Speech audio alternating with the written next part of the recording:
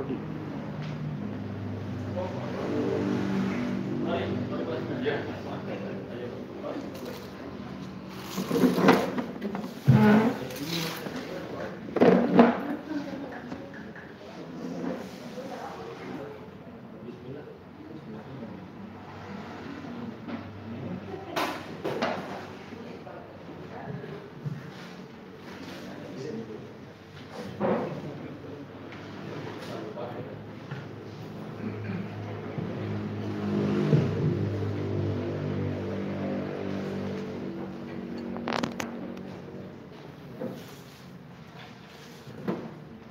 Assalamualaikum warahmatullahi wabarakatuh.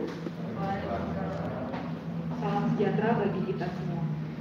Yang terhormat Camat Salahutu dan stafnya, yang terhormat Ketua Program Studi Teknik Sipil Universitas Patimura, yang terhormat para dosen Program Studi Universitas Patimura, yang terhormat Bapak Ibu para undangan sekalian. Selamat pagi, selamat datang dalam kegiatan pengabdian masyarakat Program Studi Teknik Sipil Universitas Patimura tentang mitigasi bencana gempa bumi dan tsunami di Kecamatan Salahutu, Kabupaten Maluku Tengah. Sebelumnya saya akan membacakan susunan acara kita di hari ini. Yang pertama pembukaan, yang kedua arahan Ketua Program Studi, yang ketiga arahan Camat Salahutu sekaligus membuka acara, yang keempat doa, yang kelima pemaparan materi oleh tim dosen teknik sipil Unpati, yang keenam diskusi dan tanya jawab, dan yang ketujuh adalah penutup. Selanjutnya kita masuk di acara yang pertama yaitu arahan Ketua Program Studi. Pada Bapak kami persilakan.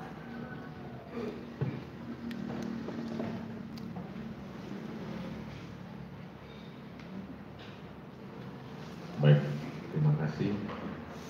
Yang terhormat Bapak Camat, yang terhormat para kepala desa atau yang mewakili dan peserta lainnya, teman-teman sekalian.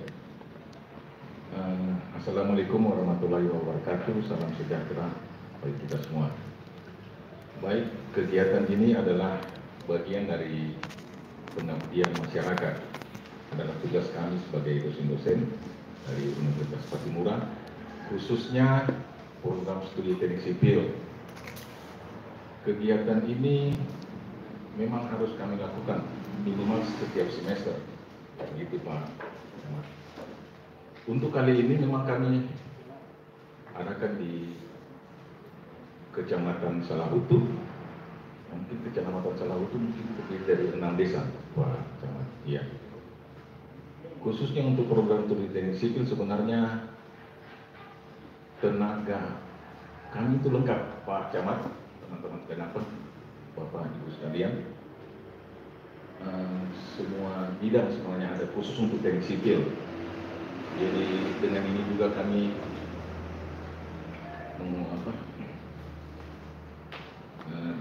Pak Camat, kalau memang ada waktu-waktu yang lain, kalau memang dibutuhkan, kami siap untuk membantu, tidak saja dalam hari ini tentang mitigasi dan gempa bumi, mungkin ada hal-hal lain yang mungkin kami juga harus perkenalkan bahwa teknik sipil ada beberapa, ada yang khusus untuk ini, dan kemudian ada yang MK, manajemen konstruksi, ada geoteknik, ada apa lagi, transportasi, ada beberapa lengkap khusus untuk bidang teknik sipil. Kami lengkap tenaga penggantinya Pak. Jadi kalau memang beberapa waktu ke depan, kalau memang ada yang dibutuhkan, kami siap untuk membantu. Saya kira Anda dengan tidak membuang waktu yang lebih lama, saya kira demikian Pak Camat dengan para peserta semua. Sekiranya kegiatan ini dapat berlangsung dengan baik, tanpa hambatan dan selesai dengan sesuai dengan tujuannya. Saya kira begitu Pak. Baik, terima kasih untuk waktunya. Silakan Pak.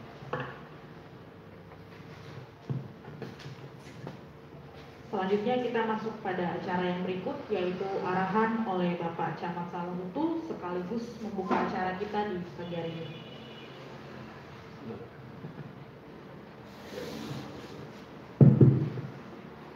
Bismillahirrahmanirrahim. Assalamualaikum warahmatullahi wabarakatuh. Shalom. Yang kita hormati Bapak Ketua Prodi Teknik Sipil Fakultas Teknik Universitas Patimura Ambon beserta jajarannya sekaligus bertindak sebagai narasumber di kesempatan hari ini. Yang kita hormati para kepala pemerintah negeri yang sempat hadir di kesempatan hari ini. Yang kita hormati Bapak Sekjam Salahutu, Sekretaris Kecamatan kita, ini Bapak Pejabat Kepala Pemerintah Negeri Perangkat Jabatan. Yang kita hormati para Ketua Saniri Negeri atau yang mewakili yang sempat hadir di acara hari ini. Bapak Ibu peserta kegiatan yang sempat kita sebutkan satu persatu, yang kita hormati dan kita banggakan. Pertama-tama di kesempatan yang berbahagia ini kita mengajak kita semua untuk menjadikan puji dan syukur kehadirat Allah Tuhan Yang Maha Esa, karena atas izinnya kita dapat bersama-sama di sini dalam rangka mengikuti kegiatan sosialisasi yang dilaksanakan oleh program studi Teknik Sipil Fakultas Teknik Universitas Patimura Ambon. Mudah-mudahan kegiatan hari ini dapat bermanfaat bagi kita semua, khususnya warga masyarakat di Kecamatan Salahutu. Selanjutnya, Bapak Ibu sekalian yang kita hormati, atas nama pemerintah dan masyarakat Kecamatan Salahutu, kami menyampaikan terima kasih dan penghargaan sebesar-besarnya kepada pihak program studi Teknik Sipil Fakultas Teknik Universitas Patimura Ambon yang telah menjadikan Kecamatan Salahutu sebagai salah satu sasaran kegiatan pengabdian pada masyarakat, yakni tentang mitigasi bencana alam dan tsunami di Kecamatan Salahutu. Bapak Ibu sekalian yang kami hormati, Kecamatan Salahutu di tahun 2019 kemarin menjadi salah satu sasaran gempa bumi berkekuatan 6,3 skala Richter dan cukup korban jiwa dan kerugian material di tengah-tengah. Sudah harus memiliki pengetahuan minimal tentang bencana alam dan tsunami. Karena itu, lewat kesempatan hari ini, pihak program studi Teknik Sipil Fakultas Teknik Universitas Patimura sudah meluangkan waktu karena merupakan bagian dari tugas akademik mereka untuk menyampaikan berbagai informasi pengetahuan tentang gempa bumi dan tsunami kepada kita semua. Sekali lagi, atas nama pemerintah dan warga masyarakat Kecamatan Salahutu, kami menyampaikan terima kasih dan penghargaan yang sebesar-besarnya. Bapak Ibu sekalian yang kami hormati, mengingat keterbatasan waktu dan keterbatasan peserta karena kondisi pandemi, kami juga bisa menghadirkan banyak orang. Karena itu menjadi perwakilan kami hadirkan para kepala pemerintah negeri. Harapannya setelah kegiatan ini berlangsung, kepala pemerintah negeri bisa menyampaikan informasi yang didapatkan hari ini kepada warga masyarakatnya. Karena ini sangat penting sekali. Gempa sedikit lari, gempa sedikit lari, gempa sedikit lari. Hari ini mudah-mudahan dengan pencerahan ini berbagai informasi yang kita dapatkan bisa kita serap, kita dapatkan, kemudian bisa kita informasikan kepada khalayak ramai, terutama kepada tetangga kita, kemudian kepada para pegawai yang terlibat hari ini bisa menyampaikan informasi itu juga kepada warga masyarakat. Paling tidak orang di sekitar di mana kita tinggal menginformasikan itu.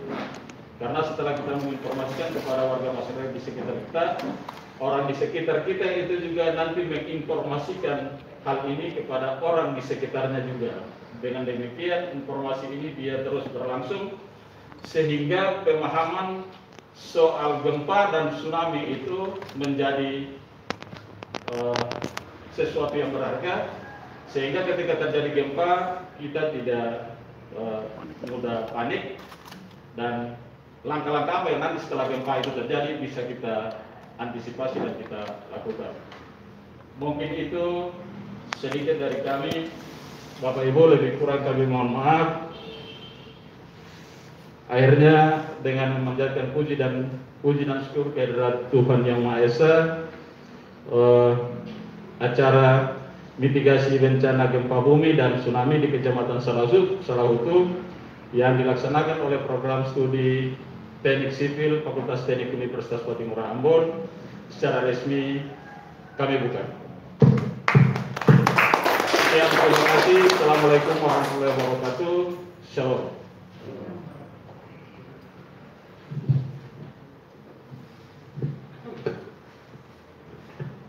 Selanjutnya adalah acara doa yang akan dibawakan oleh Bapak Kuasa Horela.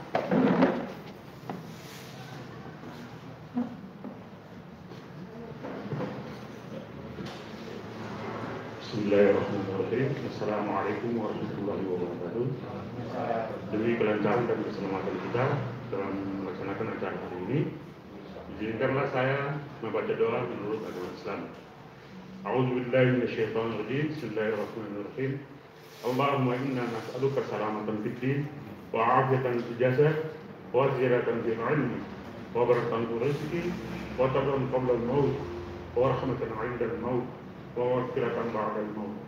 Allahumma hawwin ya Allah fi syakaratil maut wan najata minan nar wal afwa bil hisab. Rabbana atina fid dunya hasanah wa fil akhirati hasanah wa qina 'adzaban nar. Wa sallallahu ala rasulika sayyidina Muhammad wa ala alihi sayyidina Muhammad. Walhamdulillahi rabbil alamin. Amin.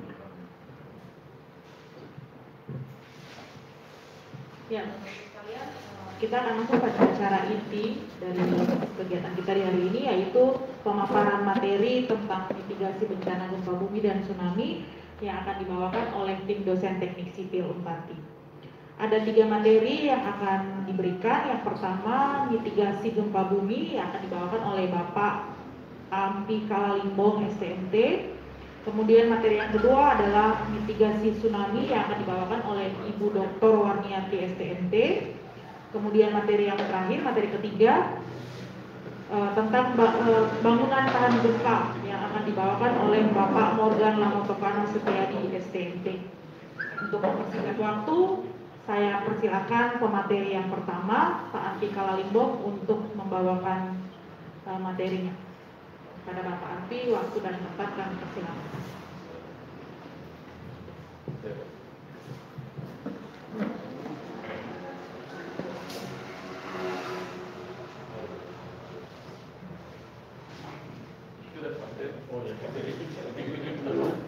Pak Morgan mungkin bisa langsung maju ke depan.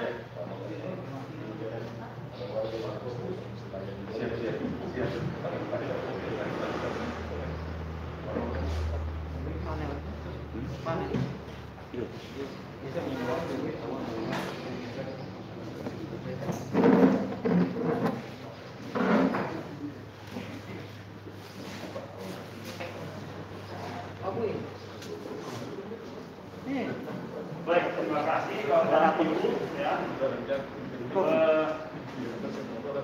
Kita tolong siapa?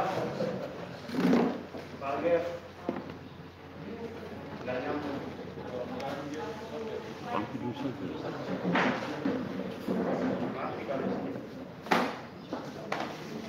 Ini mungkin Pak Fuad.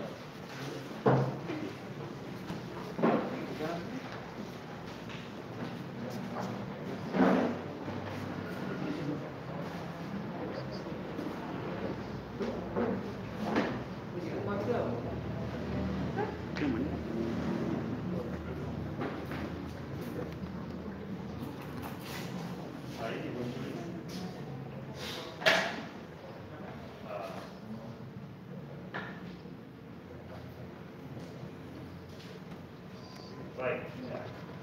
Pak Ponti. Mic. Terima kasih Bapak Ibu.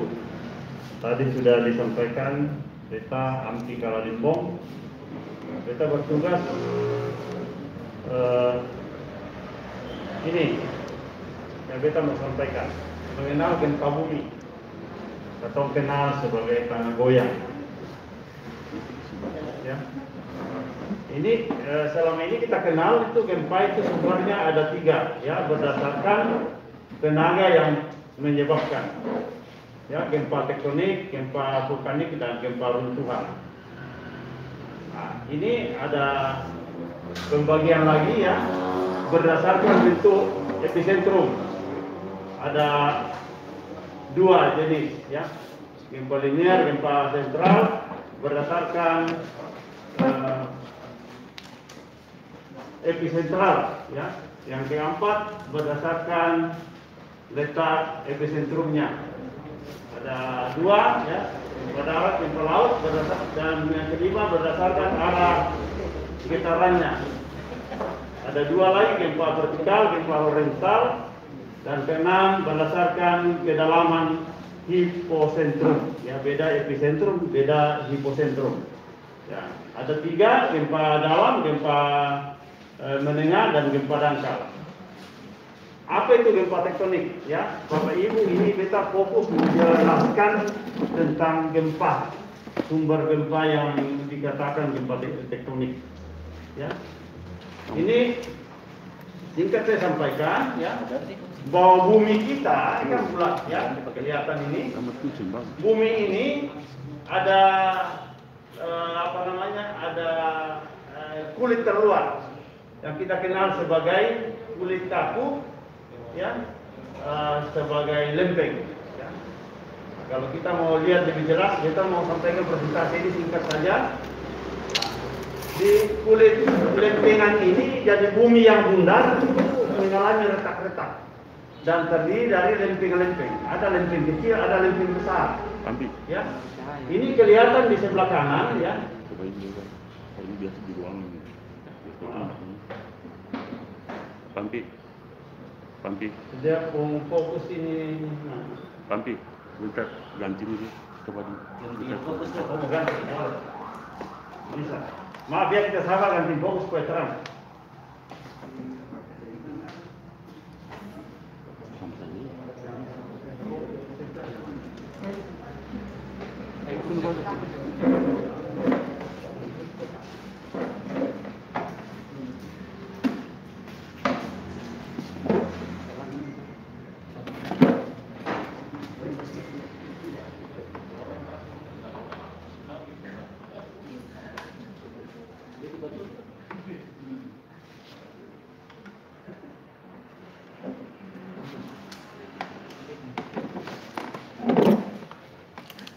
Ya.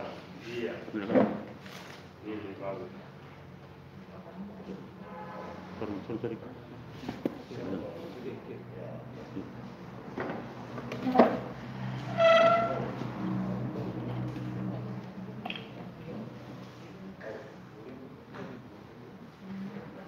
Baik, sambil di step-step saya lanjut ya. Jadi tadi kita kembali ke yang slide pertama bahwa sumber gempa itu terdiri dari gempa tektonik, gempa vulkanik, dan kita yang menjadi masalah paling besar adalah gempa tektonik ini. Ya, kita mau jelaskan ya sambil detail kita mau jelaskan bahwa bumi ini kita bundar ya, seperti kita sepakat ya. Terus bumi ini tidak bulat utuh, ya. Jadi ada lapisan-lapisan bumi ya, ini lapisan-lapisan bumi. Ini yang lempengan kulit luar ini, ya. Ini yang tidak utuh, ini mengalami retak. Retakannya seperti yang di kanan, ya. Ya, retakannya seperti ini. Jadi ini yang satu wilayah ini satu lempengan besar. Terus ada kita di Indonesia, di bawahnya kita ada lempengan namanya Australia, ya, dengan lempengan Asia itu ketemu di bawah Pulau Jawa, Sumatera, di bawah Sumatera. Nah, untuk wilayah Maluku, ya. Ini yang unik di sini, kita di tengah-tengah pertemuan 4 lempeng. Ada lempeng Asia, lempeng Australia, lempeng Pasifik, dan lempeng Filipina. Ya, di sini, ya. Jadi ini yang selanjutnya ini, mungkin ini lebih jelas, ya. Nah, ini untuk penjelasan yang datar, ya, permukaan datar. Ini kelihatan untuk kita, ya. Di sini Maluku, ya, Indonesia. Oh sorry, ini, sorry, salah. Ini, kita ini, ya, pertemuan 4 lempeng, Asia, Australia, Filipina, dan Pasifik, ya. Terus, ini lebih jelas, ya. Keuntungannya, ya, sedikit kita memiliki harapan bahwa di wilayah Maluku ini pertemuan 4 lempeng. Tetapi di wilayah kita sudah berkeping-keping lagi, menjadi banyak lempeng-lempeng kecil. Nah, beda dengan pertemuan antara lempeng Asia dengan Australia yang berada di bawah Sumatera dan Jawa. Ya, pertemuan antara dua lempeng besar ini yang bahaya. Ya, kita jelaskan bahwa bumi ini bulat, ada lempeng-lempeng yang sudah terpecah-pecah, terpisah-pisah, ada pertemuan retakan yang besar karena gaya gravitasi saling tertekan keluar, ada saling menyimpan energi. Ini yang kita pahami, ya. Pertemuan antar lempeng ini berbagai macam, ada yang subduksi, ada yang nanti saya jelaskan di bawah. Nah, ini epicentrum gempa bumi di dunia, ya. Ini jadi dia paling banyak pusat gempanya di pertemuan lempeng itu, ya. Kita di Indonesia, ya, ini kejadian gempa yang bundar-bundar merah. Jadi gempa ini Bapak Ibu terjadi, tadi saya baca ada di Seram beberapa menit yang lalu. Jadi gempa itu terjadi setiap saat, setiap detik. Mungkin sekarang ada gempa di Panebo yang terjadi. Cuma ada yang skalanya kecil, katong sing rasa. Ada yang besar itu katong rasa. Tapi sebenarnya itu setiap saat terjadi. Setiap saat, setiap menit, setiap detik ada gempa. Ya, ada pergeseran antar lempeng, ada semacam melepaskan energi.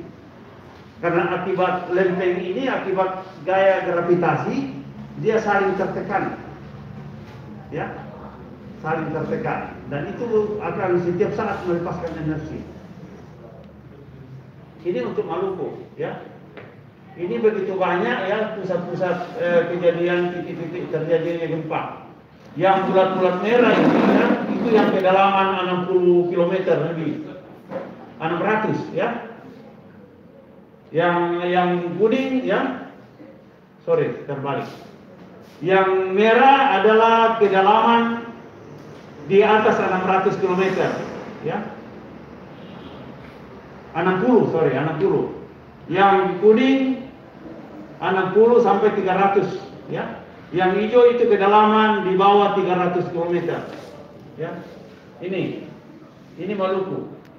Jadi ini pertemuan 4 lempeng demikian kejadian, akan sering terjadi tanah goyang, ya. Nah, itu yang beta bilang tadi, di Maluku karena terjadi retak-retak yang banyak, ya, banyak lempeng-lempeng itu tidak separah dengan bagian misalnya di Aceh kemarin, Sumatera. Di sesar yang di Sumatera itu terkenal sebagai sesar semangkok, pertemuan antara lempeng Asia dan Australia. Mengerikan Bapak Ibu, ya. Jadi dan itu potensi tsunami jelas ada, ya, kalau terjadi pelepasan energi. Terus ini, ya, ini model pertemuan lempeng, ya. Kalau model yang sebelah kanan ini, ya, ini namanya subduksi. Ini contohnya untuk pertemuan lempeng Asia dan Australia yang berada di bawah selatan dan Pulau Jawa, ya. Kalau kita di Maluku, ya, tidak ada yang geser samping, ada yang pertemuan ke atas, ya, karena banyak lempeng-lempeng kecil, ya.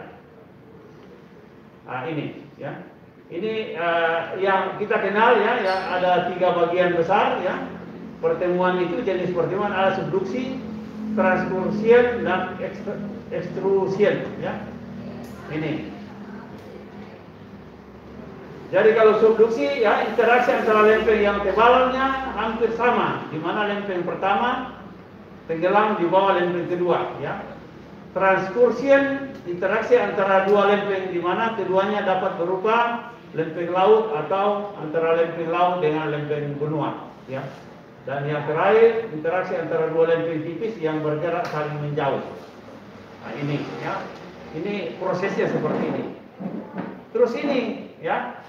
Kalau gempa terjadi, ada 4 gelombang yang ditimbulkan. Gelombang pertama itu gelombang P, ya, dan yang ini. Jadi dia saling tumbukan. Kalau misalnya ada bola datang susun jajar, dia tumbuk lagi, dia lari. Ini gelombang ini yang paling cepat sampai, ya. Dan yang kedua gelombang sekunder, ini modelnya, model gerakannya seperti ini, ya. Yang ketiga gelombang low, ini semacam ada circle begini. Nah, kalau yang relay gelombang ini seperti ini. Yang keempat. Nah, ini yang pertama dicatat oleh alat seismograf, ya. Gelombang primer, gelombang P itu pertama. Setelah itu ini gelombang ke sekunder dan kedua. Ya. Ini menentukan letak sumber gempa. Supaya kita paham, ada stasiun, ya, pengamatan di sini, stasiun pengamatan. Paling kurang ada 3 stasiun pengamatan yang bisa memberi informasi untuk menentukan letak pusat gempa. Nah, ini yang tadi gelombang pertama, itu yang sentuhan pertama tanah goyang kita rasa. Ada berapa detik, ya, dia muncul gelombang S, ya. Seperti ini, ya. Ini cara penentuan tadi epicentrum dan ini hipocentrum. Ini ada penjelasannya di sini. Pada penentuan lokasi titik epicentrum digunakan hukum Laska dengan menggunakan data awal tiba gelombang P dan gelombang S. Sedangkan untuk menentukan lokasi hipocentrum dalamnya gempa ini, nah ini, ya. Digunakan metode Geiger, ya, Geiger, untuk mengetahui kedalaman pusat gempa. Nah, ini seismograf, cara mencatatnya seperti ini, ya. Ini, nah, ini hasilnya, ya. Nah, untuk mengetahui kekuatan gempa dengan skala Richter, magnitudonya di sini ada monogram seperti ini. Terus ini skala Richter, ya, kekuatan gempa, itu satuannya, ya. Ini kalau gempa ada tanah goyang, ya, kalau di bawah 2,0, ya, tidak terasa, ya. Kalau antara 2 sampai 2,9 skala Richter juga tidak terasa, tapi tercatat. Kalau 3 sampai 3,9, ya, itu terasa, ya. Kalau 4 sampai 4,9, ya, goyangnya dalam ruangan, ya. Suara tak ada, keruntuhan besar, ya, dan seterusnya. Ini perbandingan tentang kekuatan gempa itu, ya. Ini saya menjelaskan tentang likuifaksi, ya. Ini mengerikan juga nih, ya. Ini Bapak Ibu, ya, di bawah tanah kita berdiri seperti ini. Permukaan kita berdiri ini. Terus di bawah ketong kedalaman H ada muka air tanah, ya. Terus di bawahnya lagi ada semacam dasar yang keras. Kita perhatikan ini di bawah ini ketong berdiri ini, pasti ada lapisan yang keras, ya, yang tidak ditembus oleh air. Kondisi ini, ya. Bidang sentuh butir-butir tanah seperti ini. Saya jelaskan, ya. Ini yang bundar-bundar ini adalah butir tanah. Ada butir tanah yang kecil, ada yang sedikit besar, ada yang sedikit besar, dan ada rongga, Bapak Ibu, ya. Ada rongga. Kalau rongga ini di bawah batas muka air tanah, ya. Kalau katong gali beri, ya tentu katong harus sampai di air tanah, ya. Kalau di bawah muka air tanah, semua rongga ini terisi oleh air.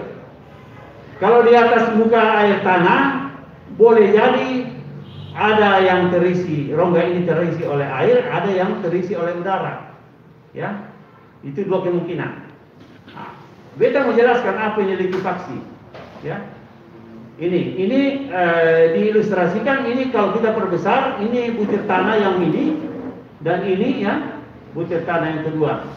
Jadi kalau terjadi gempa bumi, ya, kalau terjadi gempa bumi, tanah goyang, dia tanah yang renggang ini cenderung dia merapat dan tekanan air pori makin besar. Ya, sedikit ini sudah mau habis ya. Tekanan air pori makin besar, muka air tanah makin naik. Kapan tekanan air pori lebih besar daripada atau sudah sama dengan tekanan antar butir? Ya, sudah sama. Ya, tekanan air pori sudah sama dengan tekanan butir. Itu kondisi muka tanah ini seolah-olah seperti air. Bangunan yang ada di atas permukaan tanah akan tenggelam. Kalau lingkungan lahan kampung yang miring-miring, pasti akan mengalir seperti ini. Ini gempa Palu, ya. Ini gempa Palu. Ini kita ini 1 menit saja. Ya. Ini citra satelit waktu gempa Palu. Ini likuifaksi. Ya, likuifaksi gempa Palu 2018 Kelurahan Petobo. Jadi itu negeri yang akan mengalir. Semua orang tertimbun oleh tanah. Ya, ada ribuan orang yang tidak ditemukan.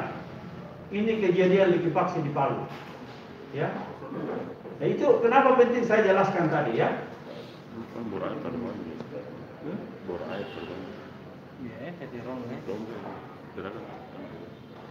Ya, ini 1 menit saja.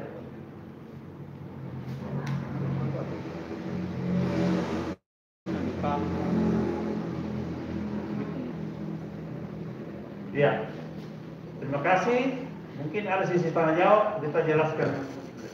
Terima kasih. Saya kembalikan kepada Enci. Terima kasih Pak Afi untuk pemaparan materinya. Jadi Bapak Ibu, mungkin sesi tanya jawab dan diskusinya akan kita kasih terakhir setelah semua materi tersampaikan, biar sekaligus tanya gitu Pak. Karena kalau tidak, waktunya nanti tidak cukup. Oke, kita masuk di materi yang kedua yang akan dibawakan oleh Ibu Dr. Warniati SCMT tentang mitigasi bencana tsunami. Pada Ibu Warni, kami persilakan.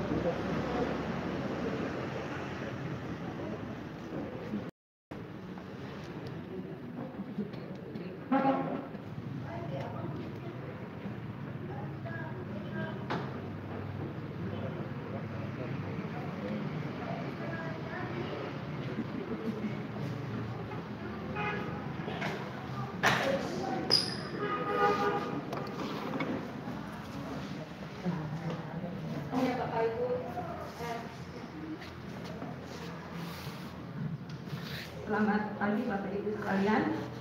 Terima kasih atas kesempatan yang diberikan ke saya memberikan pengetahuan bersama tentang tsunami dan mitigasinya. Saya dari program studi dan sipil, bidangnya memang bidang keairan, khususnya teknik pantai, dan yang kita tekuni saat ini adalah tentang mitigasi tsunami, khususnya untuk bangunan-bangunan pelindung tsunami. Ya, Bapak Ibu tadi sudah dijelaskan oleh Pak Ampi Kalambong tentang terjadinya gempa bumi. Ya, sekarang kalau kita punya riwayat gempa bumi itu banyak sekali, khususnya di daerah Pulau Ambon ini ya. Tahun 2019 itu beta sementara ada di Jogja, dengar saudara-saudara yang di Ambon pada banyak mengungsi ke daerah yang lebih tinggi. Katanya sebentar malam mau ada gempa bumi. Saya ditelepon oleh salah satu tetangga saya, Ibu, boleh saya menumpang di halaman Ibu karena sebentar malam jam 3 hampir siang mau ada tsunami. Ya, itu jangan dipercaya kalau seperti itu ya, karena sampai saat ini tsunami itu memang belum bisa diprediksi kapan terjadinya, berapa besarnya. Jadi Bapak Ibu kalau dengar kata tsunami memang itu menjadi momok ya, setelah kejadian tsunami tahun 2004 di Aceh. Ya, itu memang bukan kita saja yang masyarakat awam, tapi para ilmuwan juga mulai bangun untuk meneliti kejadian-kejadian tsunami. Jadi tsunami itu sebenarnya begini, yang terjadi di laut ya, harus ada gempa bumi dulu di laut. Kalau di laut ya ada gempa bumi, gempa buminya itu patahannya patahan vertikal. Jadi bisa ke atas, bisa ke bawah. Ini yang saya gambarkan, ada sesar naik. Jadi ada bagian tanah yang naik ini nanti akan mendorong permukaan air, sehingga akan terbentuk gelombang.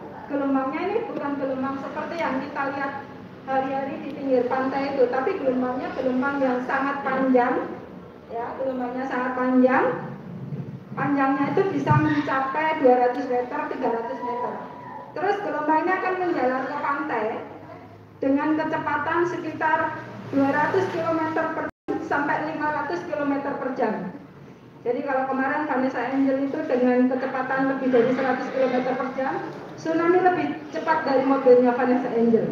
Ya, jadi tapi kan jaraknya sangat jauh dari laut ya, jadi bisa terjadi dalam jarak sekitar 700 km misalnya ya, 700 km. Jadi ada waktu sekitar 10 sampai 20 menit ya, untuk bisa kalau ada peringatan dini tsunami dari BMKG masih ada waktu untuk kita evakuasi. Jadi gelombang ini akan menjalar, kemudian sampai mendekati ke pantai itu gelombangnya akan semakin tinggi tapi semakin pendek. Dan kalau sampai ke daratan maka semua bangunan-bangunan yang ada di sini akan disapu oleh gelombang tsunami ini. Ya, kejadiannya seperti itu. Jadi ini ya penyebab tsunami yang saya jelaskan tadi itu kalau terjadinya di dasar laut ya akibat gempa bumi. Yang di Aceh itu gempa buminya 9,3.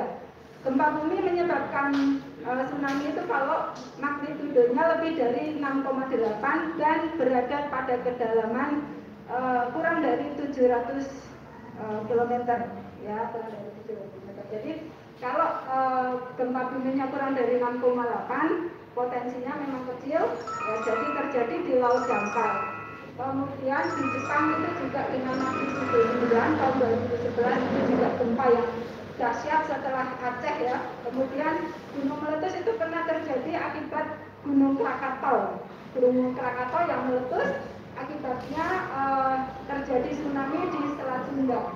Kemudian adanya longsoran batuan ke laut. Itu terjadi yang terakhir itu di Selat Sunda. Gunung Anak Krakatau erupsi, kemudian materialnya longsor masuk ke dalam laut sehingga menyebabkan erupsi menyebabkan tsunami di sekitar Selat Sunda.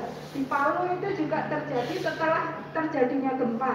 Ya, habis gempa, terus tanah-tanah yang di pinggir pantai itu longsor masuk ke dalam laut, sehingga ada beberapa kali gempa yang tadinya BMKG katanya sudah menyatakan tidak akan terjadi, tidak potensi tsunami, tapi ternyata terjadi tsunami karena memang dari analisanya BMKG, rekaman data BMKG itu tidak memungkinkan terjadi tsunami. Ternyata longsoran tanah ini yang menyebabkan terjadinya tsunami. Itu ya peristiwa di Palu. Ya, ini contoh bangunan di Aceh ya. Ini bangunan yang tidak dirancang dengan tahan gempa dan tsunami. Jadi semua tinggal tiang-tiangnya saja. Ini di Jepang bangunannya sangat kokoh, tapi akibat gempa dan akibat tsunami dia bisa terangkat dan terguling. Ini bangunan pelindung pantai, ya, ini juga bisa terguling. Kapal yang sebesar ini bisa sampai ke darat, ya, terbawa oleh tsunami ini. Ya, jadi memang kekuatannya sangat besar kekuatan tsunami. Ini tadi sudah dijelaskan oleh Pak Hawalimbong. Ya, jadi potensi terjadi tsunami itu ada di daerah ini. Ya, ini termasuk daerah kita tinggal di sini, ya, di daerah Maluku. Ya, ini potensi tsunami. Ya, ini tsunami di Maluku yang terekam oleh BMKG tahun 2000 sampai 2015 itu di Pulau Seram, tapi tidak tercatat berapa besarnya. Kemudian di Pulau Seram juga dengan tingginya 3,5 meter itu tahun 2006. Ya, ada 231 rumah yang rusak berat, kemudian rusak ringan itu 46, korban jiwa ada 3 orang di Batu Jungku itu ya yang dilaporkan oleh BMKG. Kemudian ini ya, dari zaman dulu memang sudah sebenarnya ada tsunami di daerah Maluku ini ya, dari tahun 416 sampai tercatat terakhir 2018 itu catatan gempa memang banyak. Jadi gempa dan tsunami itu mungkin akan terjadi, tapi tidak bisa diprediksi. Saya bilang sekali lagi supaya nanti kalau ada gempa jangan buru-buru lari ke gunung dulu. Ya, kalau tunggu ada info dari BMKG. Kalau infonya WA, SMS bukan dari BMKG jangan dipercaya. Karena saat ini yang bisa memprediksi adanya tsunami itu hanya dari BMKG. Waktunya 5 menit setelah peristiwa gempa, BMKG akan memberitahu, oh ini potensi tsunami, ini tidak potensi tsunami. Setelah itu 5 menit berikutnya, jadi sekitar 7 sampai 10 menit setelah gempa, BMKG akan memberikan peringatan ulang, pemberitahuan ulang. Betul akan terjadi tsunami atau tidak terjadi tsunami. Jadi ada 2 kali, ada 2 tahap untuk pemberitahuan dari BMKG. Jadi kalau ada gempa bumi, jangan buru-buru lari dulu, tunggu informasi dari BMKG. Ya, jangan kalau tetangga bilang, ada gempa bumi, mari kita lari ke atas, sampai di atas padahal nggak ada apa-apa. Ya, sudah capek sampai di atas. Oke, strategi mitigasi dan pengurangan risiko oleh BNPB ya. Jadi tadi sistem informasinya oleh BMKG itu ada namanya INATU, Indonesian Tsunami Early Warning System, yang tadi digunakan untuk menginformasikan kepada masyarakat, kemudian pembangunan shelter evakuasi kalau diperlukan ya. Kemudian meningkatkan pengetahuan masyarakat termasuk kegiatan saat ini kita memberikan sosialisasi